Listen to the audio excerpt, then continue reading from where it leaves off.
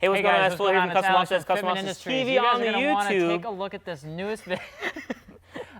Okay, I will do one intro, and then you do an intro. But if you, and then as soon as I start, this is going well. Wow. Hey, what's going on, guys? Full here from Custom Offsets TV on the YouTube, and since this is on Fitment Industries, I guess. Yeah, what's going on, guys? It's Alex from Fitment Industries, and we have partnered with Custom Offsets to bring out the hottest debated subject that you never thought you'd hear us talk about. Right. Which is what? Well, is an SUV a car or a truck? That is what is up for debate, because there are so many people out there that it's like, all right, so I have a lowered SRT8 Jeep Grand Cherokee. Do I shop on Custom Offsets or do I shop on Fitment Industries? Where do I get my wheels from? And like, where do you who do you associate with? No if you have that, do you clue. Yeah, do you associate with truck people, or do you associate with car people?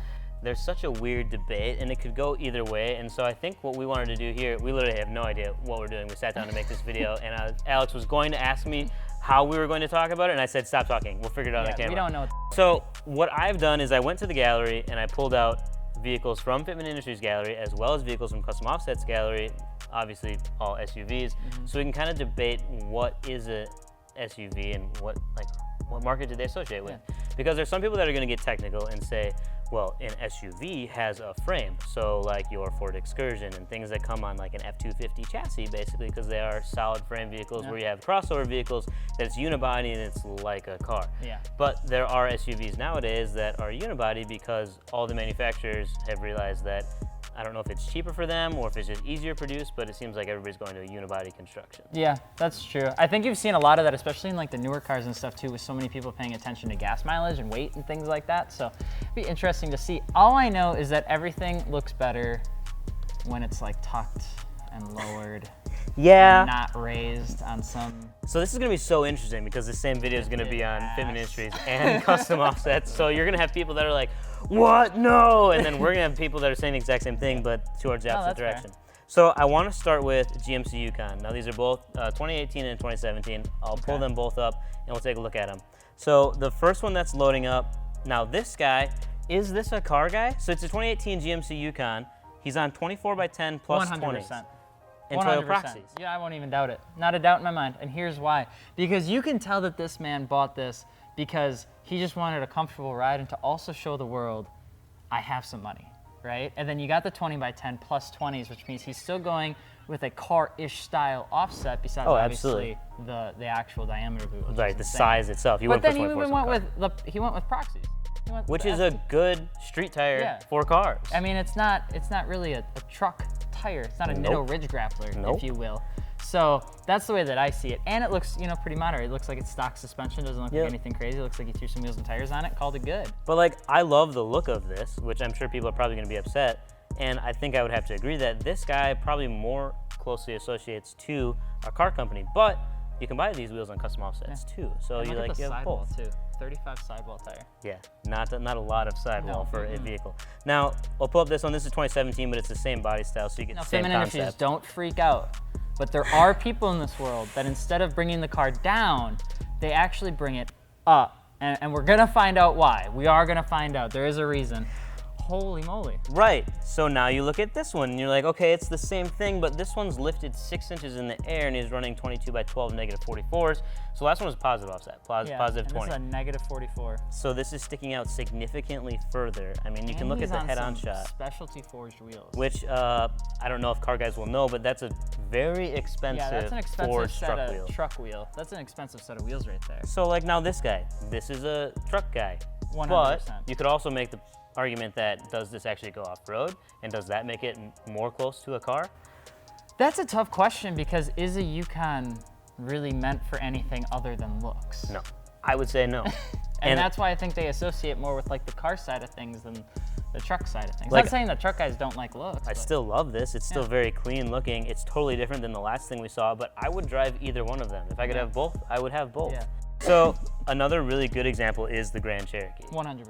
Like, this Jeeps, is probably... A lot of Jeeps are kind of like that too. Now this one, obviously, I think more people would classify for truck stuff. As a truck. But you can't call a Jeep a truck. You can't call a Wrangler a truck because people will get upset. Yeah, everybody gets a little... It's a very technical market, the Jeep folk, in terms of what's what and for who and that's a full frame vehicle. it has straight axles, so that leans towards truck side. Then you get into things like the Grand Cherokee, and we pull up this very car version of the Grand Cherokee. 22 by 10 and a half plus 35. So a very flush fitment, ultra high performance summer tire, not much sidewall, looks super fast, looks very mean, would love to drive. Look at those brakes. Yeah, big old Brembos on there. I'm pretty sure, I think what happened with Jeep is they're just like, we have a lot of money, what can we do? Yeah, because the Dodge whole seemed to do Fiat pretty well. organization was And they're like, let's just put a big motor in everything that we possibly can. And then they did. And then it attracted everybody that liked to go fast. Yep. Which I think pulls in more core people, but the Jeep But you still have utility. Yeah, but you still get the utility. So then what happens is an individual may have a little bit more cash on his pocket is saying, you know, I could swing this as a utility vehicle and still have 700 horsepower. It would be like a win-win scenario. And that same guy, if they're not gonna lower it, now they do this. Right. So now you're lifted. You have a 3-inch suspension lift. You have some off-road. These are technically hybrid tires, but good off-road, good on-road kind of combination Small lift, of the two. 3-inch lift, which is pretty cool. You got a big rack on top. You got some LED lighting. Now this isn't, you know, the 700 horsepower variant, but you could still do it with the same thing. Here's what I enjoy about this though, a little bit more than the first one that we saw. And I know like car guys are gonna get mad at me for saying this, but I like this look almost like just as much, if not more. Because when I look at it, if I would use this in my like day-to-day life, I'd use the hell out of that. Yeah. But I look at the other one, I'd be like, oh, I don't want to drive it. I just got to be careful with it. You don't want anything to happen. The brakes are going to be insanely expensive. Like it's a vehicle that has one purpose, and that's to go fast and be expensive.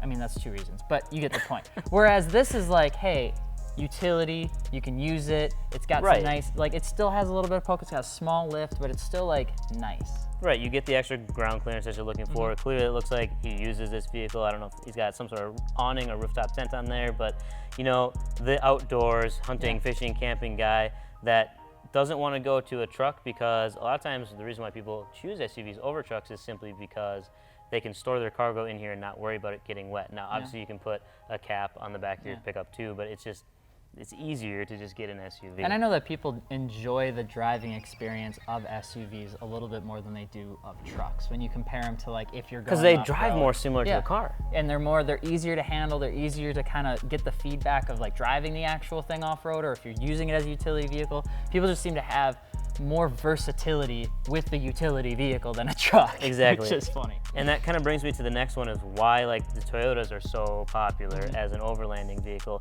So here's another great example of this is more of a truck setup. Now, I don't think I have ever seen a Toyota 4Runner that I would be like, that's more of a car guy. I don't think I have either, to be honest. It's just usually one of they those just things. chop off, you know, they put the old brush guard on the front, they make it look like a pre-runner, and they just like... And they just send it. Yeah. So does it matter, does it really depend on what vehicle it is? Because the Yukon, I think we both agreed, that could be a car or a truck. Yeah. If you look at the Wrangler, well, that's probably a truck. And then like looking at a 4Runner, that more aligns with a truck. Yeah, I would say that it, like with the Cherokees and the stuff that I think has a little bit more of like a flashiness to it, it appeals to that sort of look at me sort of personality. Because it has so many luxury features. That like I even think on that it attracts the car guys a little bit more, whereas 4Runners and stuff like that, they naturally have a utility look to them that people just would rather put the lift kits, rather put the higher end stuff on that and say, let's just take this bad boy off-road instead of buying something that's an $80,000 go-fast car. Right, That's yeah, when you look at the costs, like, okay, so you buy that $80,000 Jeep, do you want to take that off-road? No. I don't think I do. Nobody would. I mean, I want to, but I Well, can't everybody live wants with to. myself. It's like watching Tax the Rich videos when they're drifting like F40s and F50s like through airports. Like everybody wants to do that, but nobody's going to do that besides the one maniac that has way too much money. I mean, it's kind of a unique situation. Maybe if we were dreaming, I mean, I would happily do that. Just like send it. This is the last vehicle that I want to showcase, and this is I wanted to bring this one up particularly because car guys are going to be like, "What the did you do?" And truck guys are going to be like, "Oh yeah, brother, sign me up for that." That's awesome. This is actually a personal friend of ours. This is Josh Beecham. He's been at SEMA multiple times. This is 30 by 16s American Forces on How here. expensive are those tires? The tires? Yeah, 30 by 16s. That The can't be wheels. cheap. I mean, the tires are, I mean, the wheels are expensive. We know the wheels are expensive, but people, here's the thing, like when we look at expensive car tires, we're looking $2,200, $2,300. Oh, you can pay that for just one. That's expensive for Just car guys. Just one, and not for the set. So like you could that's rough. easily pay like over $4,000 for a set of tires, and then these wheels are like, you know, upwards of $10,000, depending on what you choose for options and whatnot. But should have gotten the truck game first. they get expensive. They get super expensive. And then this one too, like I was saying, Ford Excursion. So this comes on an F-250 pickup truck chassis. With a 12-inch lift. Right. I think it's actually bigger. I don't know what he put in here. Lifted greater than 12. Yeah, it's a 24-inch lift, custom 4-link setup. How do you All just custom dive fabrication. in? Do you just jump? Yep. Grab your Sawzall, start cutting. That's kind of how it goes. Oh my God. So, does this video answer any questions? No, absolutely not really, but we kind of left that up to you because we can't be the ones to answer, is an SUV a car or a truck? Because an SUV is an SUV. That's why they made its own class of vehicle. That's why there's a sport utility vehicle segment in the market. And now the CUV, which is the crossovers, which people actually do make lift kits for also. Like but you have to look at, there's so many other vehicles out there too, like the Audi Q5. Just like the Audi, that platform you see all over the car scene. Yet when you really classify it between the two, is it a car? Is it not a car? Is it a truck? Is it an SUV? It's an SUV. What do you prefer? And that's actually where we wanted like your guys' feedback, because like we want to show you guys cool stuff, but we don't want to show you that you don't like. Right. And that's the dilemma that we're having. And so on Custom Offsets, you can shop for both trucks and SUVs, even lowered SUVs. And on Fitment Industries, I think you guys have gotten away from some of that SUV market, but you do see questions all the time on your Facebook and on your Instagram where people are asking. Every single day from people that own like Cherokees and stuff like that. They want like what's the lowered fitment for my Cherokee? So if you guys don't want to see that, let us know. But if you do want to see it and you want to see cool, fast SUVs and stuff like that, without getting away from what makes our car stuff, I mean, let us know. We got both. Yeah, I mean, I guess. So if you want to go to his website, it's www.fitmentindustries.com. If you want to go to his website, you can go to customoffsets.com.